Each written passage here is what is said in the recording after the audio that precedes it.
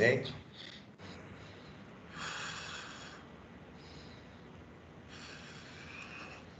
Começou aqui. Então, boa noite, pessoal. Então, estamos aqui presentes para a defesa de TCC 2 do aluno Matheus Nascimento Nóbrega.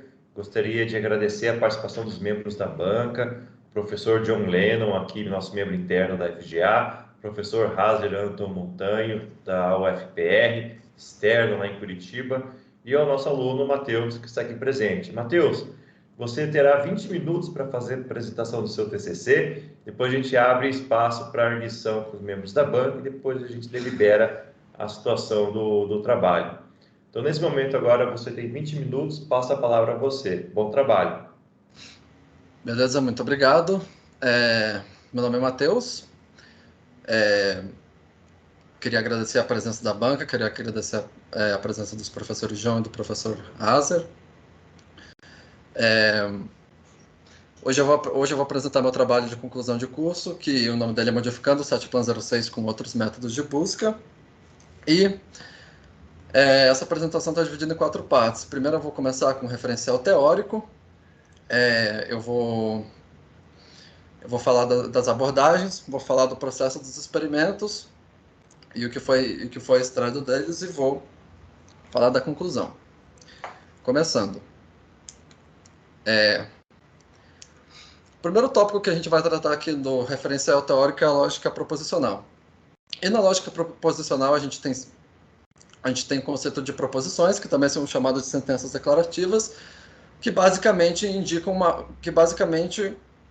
como a gente pode falar no português, elas indicam uma frase.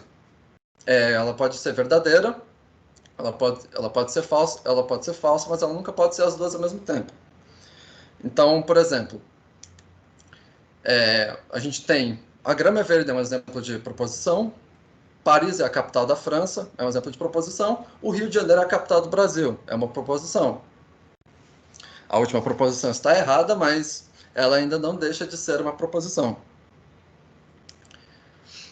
A gente pode juntar proposições, e a nomenclatura que a gente dá quando a gente junta 2 ou mais proposições, a gente chama de uma sentença composta. E essa junção ela é feita a partir de alguns conectivos lógicos, que, como exemplo aqui, a gente tem o de conjunção, a gente tem o de disjunção, que basicamente o de conjunção ele indica que a gente conecta, que equivalente no português ele simboliza a conjunção a disjunção ele representa uma conjunção ou, e os outros conectivos lógicos que a gente pode usar, o de negação para negar uma sentença, o de implicação, que formalmente falando o equivalente dele seria falar se uma proposição A, então uma proposição B, e a gente tem também a equivalência, que de modo mais formal seria o equivalente de se a preposição A, se somente se a preposição B. Continuando. Algumas definições aqui que vão ser importantes para continuar a apresentação aqui é que tanto as sentenças simples quanto as compostas, elas são chamadas de fórmulas. A gente também tem o conceito de variável proposicional, que ela pode ser representada com letras. No exemplo aqui do slide eu tenho P, Q e R, e também eu posso usar a notação matemática de uma variável, por exemplo, a gente tem x1, x2 e xn. Um literal é uma variável x, é uma variável a, fica a critério da pessoa, ou a negação dela. E uma cláusula é uma disjunção de literais.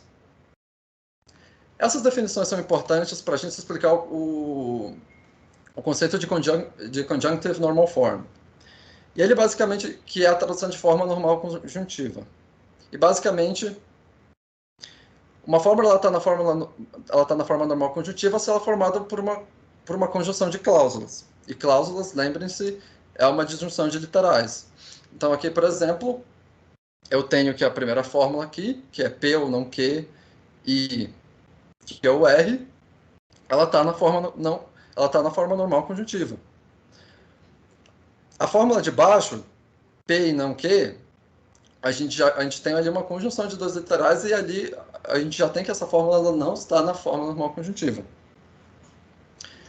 E a partir disso, a gente vai passar para o conceito de satisfabilidade booleana, que dado uma fórmula, existe alguma atribuição de valores que a gente possa fazer para essas variáveis na qual o resultado dessa fórmula seja verdadeiro?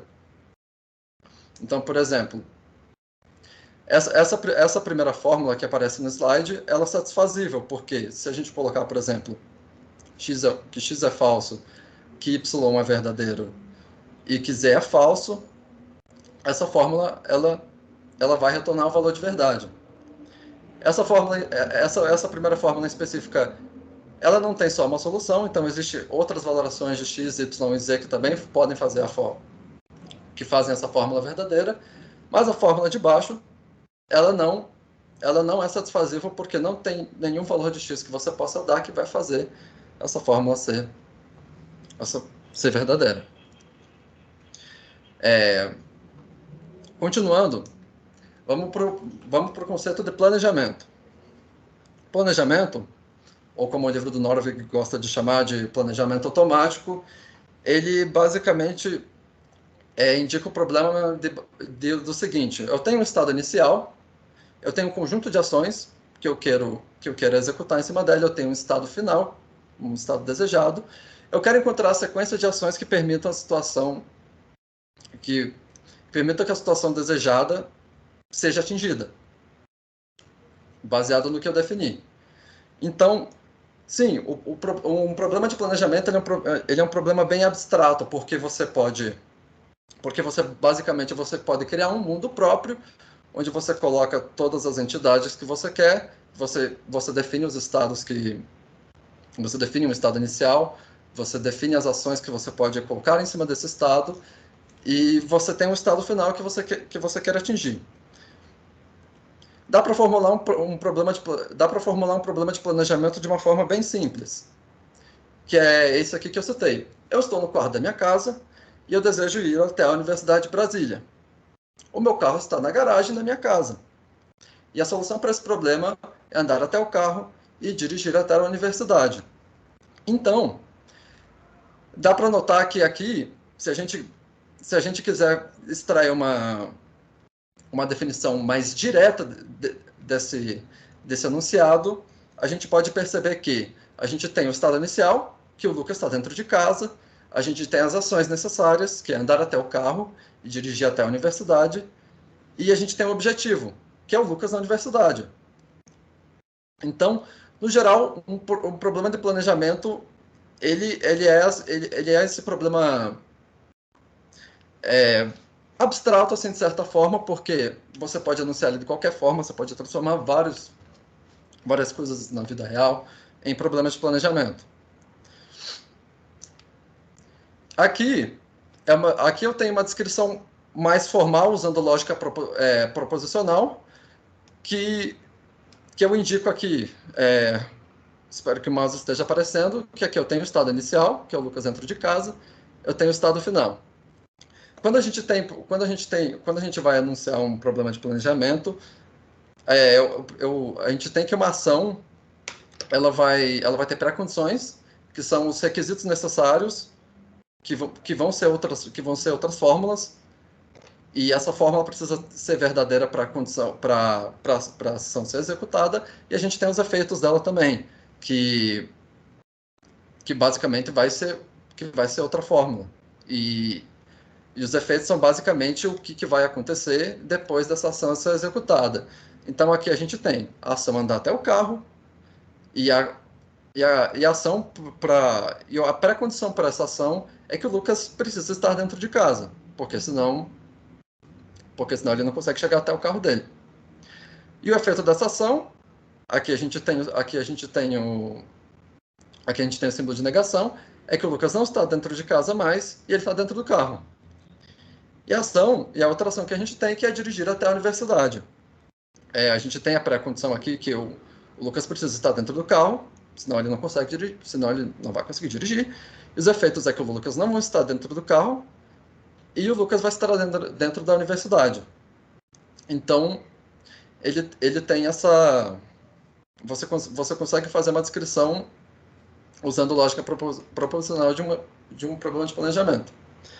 Mas, para enunciar de uma forma que os computadores entendam, existem linguagens de definição de problemas de planejamento. E uma delas é o PDDL. O PDDL ele foi criado inicialmente para descrever problemas que são utilizados em competições de planejamento, e uma dessas é a IPC, que é a International Planning Competition, e, se eu não me engano, ela foi inicialmente desenvolvida em 98, só que acabou sendo uma linguagem que o pessoal acabou usando não só para competição, e basicamente muitos dos lugares usam PDDL. E o PDDL, ele basicamente separa um problema de planejamento, como descrito aqui. Peraí, opa. Ele parte em dois. A gente vai ter um domínio, que ele vai descrever as características do problema, a gente vai ter as ações, e aqui a gente vai ter predicados, em vez de proposições, e os predicados, eles basicamente vão ser perguntas que a gente faz em cima dos objetos, e aqui com objetos eu digo entidade, e no problema a gente vai ter uma instância desse domínio, que a gente vai criar os nossos objetos, a gente vai ter vamos fingir que a gente tem um mundo aqui, e quando a gente se trata do problema, basicamente a gente coloca esses objetos que a gente quer nesse mundo, a gente define o estado inicial e o estado que a gente quer. Esse é um exemplo de domínio. O exemplo que eu estou mostrando desse slide é o exemplo do Lucas querendo ir para a universidade, só que no formato de PDDL.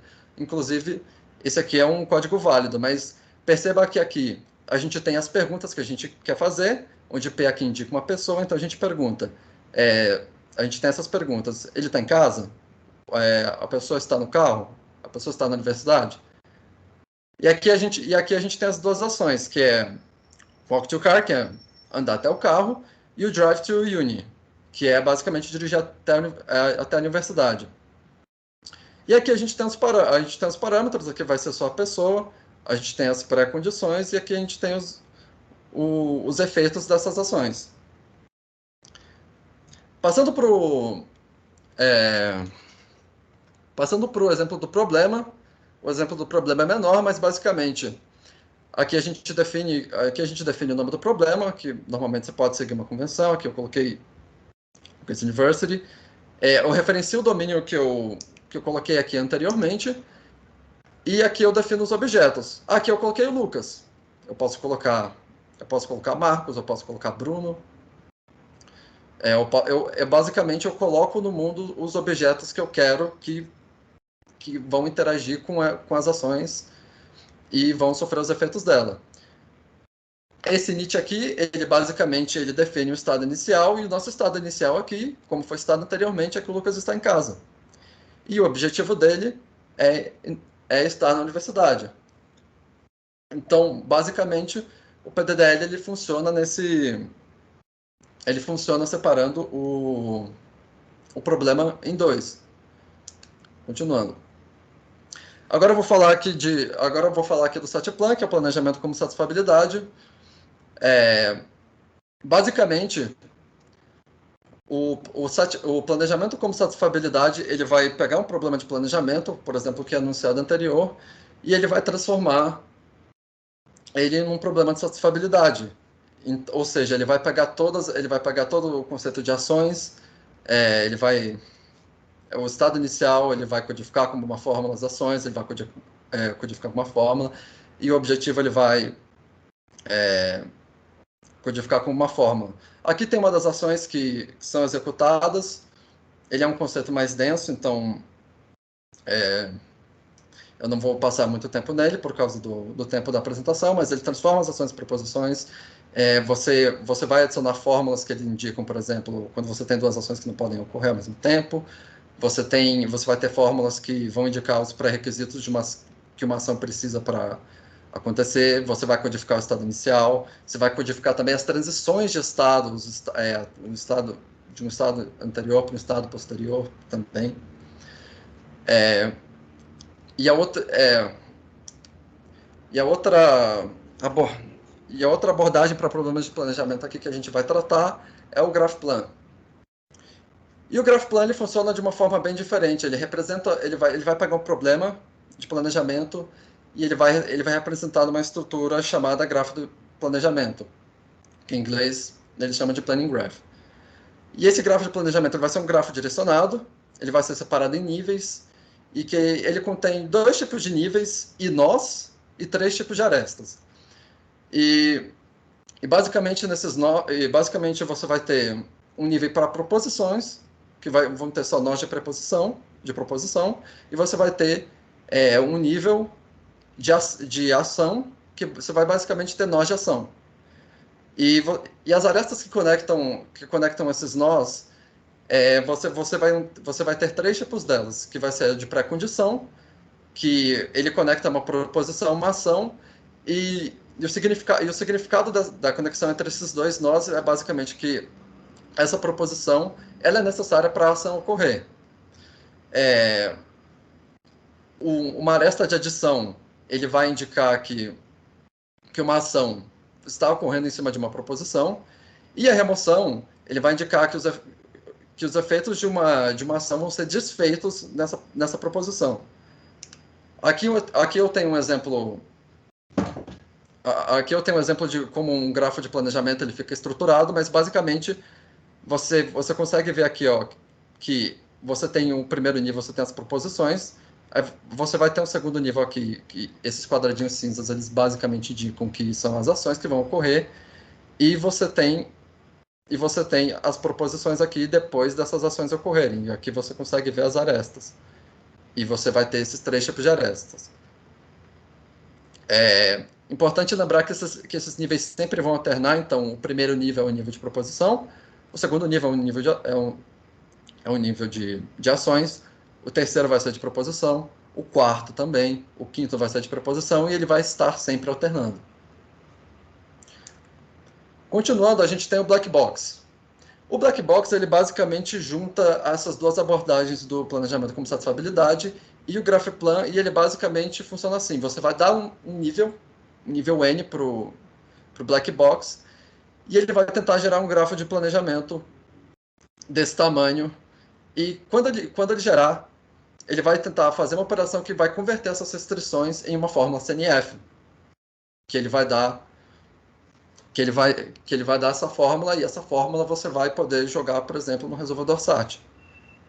E com essa definição do Black Box, a gente vai passar para um dos principais tópicos aqui, que é o SATPlan 06.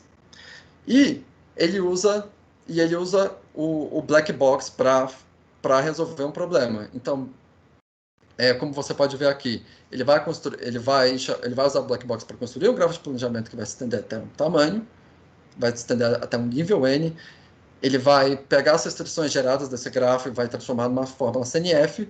E a parte aqui onde o SATPlan 06 vai agir é que ele vai pegar essa fórmula que o Black Box gerou e ele vai jogar no resolvedor SAT. Se a fórmula for satisfatível, ele vai fazer a conversão da solução do SATPlan para o formato original. E se o nível que foi dado se o nível que o SATPlan chegou não for satisfatível, ele vai incrementar em 1. Então, ele funciona desse modo meio circular. Continuando. E agora que a gente vai para a parte principal do trabalho, que é onde eu vou descrever as 3 abordagens que eu testei. E a primeira é o Mini SATPlan. O Mini SATPlan é uma versão simplificada do SATPlan 06. O SATPlan 06, ele basicamente tem suporte a vários solvers, ele faz várias checagens, e o Mini SATPlan ele vai fazer o processo exato do SATPlan 06, que vai ser pegar o nível, ele vai começar, por exemplo, do nível 1, ele vai chamar o Black Box e vai tentar resolver o problema. Ele basicamente vai fazer a mesma coisa que o SATPlan 06 faz, só que ele é feito de forma mais moderna. O SATPlan 06, como está no nome, ele Ele foi desenvolvido nos anos 2000 e a entrada do usuário é limitada. O que eu digo com a entrada do usuário ser limitada é que o SATPlan 06 ele tem suporte a, por exemplo, tipos de... Ele tem suporte a outras linguagens de definição de problemas de planejamento, você consegue setar constraints de memória, várias coisas assim, você, como eu falei anteriormente, você consegue especificar vários solvers, e aqui eu tenho um pseudocódigo que resume, eu vou passar rapidinho aqui por ele, eu vou tentar incrementar de 1 em 1, ele vai pegar o status, se for satisfativo, ele vai retornar o nível no qual ele foi satisfativo. Se não, ele vai retornar como não satisfazível. Continuando. O mini SATPlan 2, que é um dos destaques desse trabalho, ele é similar ao SATPlan 06. Só que a diferença dele em relação ao SATPlan 06 é o seguinte: quando ele chega num nível na qual ele não é satisfatível, ele vai incrementar não em 1, mas ele incrementa em 2. Então, por exemplo, aqui no código, ele fica um pouquinho mais difícil, mas basicamente ele vai pular aqui de 2 em 2 e ele vai tentar ver se ele consegue, se o problema é satisfatível. Se ele for, por exemplo, dado um problema de planejamento que ele é satisfatível, por exemplo, no nível 12, você consegue gerar um grafo de planejamento do tamanho 12, vai tentar gerar as restrições, vai jogar para um resolvedor SAT, ele fala que é satisfatível. A diferença aqui é que quando ele retornar que é satisfatível, ele vai no nível anterior e vai tentar ver se o nível anterior é satisfatível. Se o nível anterior for satisfatível, ele vai retornar o anterior em vez do incrementado. E a principal graça dessa abordagem é que muito dos níveis na qual os problemas, na qual o black box provavelmente retornaria em SAT, você não estaria perdendo tempo com ele. Então aqui você consegue utilizar bastante. E passando para a última abordagem que eu testei, que eu implementei, que é o SATPlan BIM, que foi a principal abordagem que eu trabalhei no TCC1. Ele vai utilizar uma busca binária, e esse algoritmo é dividido em duas partes. Ele vai encontrar o limite inferior e superior para a busca e vai efetuar a busca binária nesse intervalo. Aqui a gente tem um exemplo do código que encontra intervalo de busca. Então, ele vai tentar ver se o problema é satisfativo no nível 1. Enquanto ele não for satisfatível, ele vai multiplicando por 5. Então, por exemplo, se no nível 25 ele retorna que o problema é satisfatível, a gente vai ter que os intervalos da nossa busca o intervalo da esquerda vai ser o 5, e o intervalo da direita vai ser o 25. E com os intervalos, a gente vai ter aqui o algoritmo que vai realizar a busca de fato. Aqui depois que ele encontra o intervalo de busca, ele vai fazer uma divisão aqui, e depois aqui ele vai executar os passos da busca binária. Indo para a parte dos experimentos.